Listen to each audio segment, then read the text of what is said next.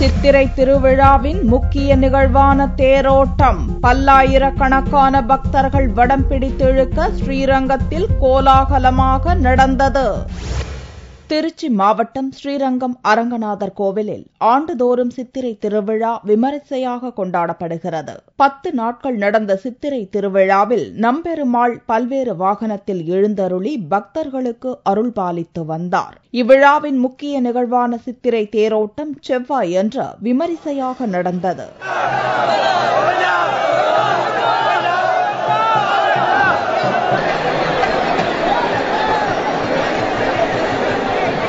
திருவிழா சித்திரை மாசம் ரேவதி நட்சத்திரத்துல பெருமாள் புறப்பாடு ஆவாரு. 10 நாள் வீதி உலா 4 வீதியும் வாகனத்தை வருவாரு.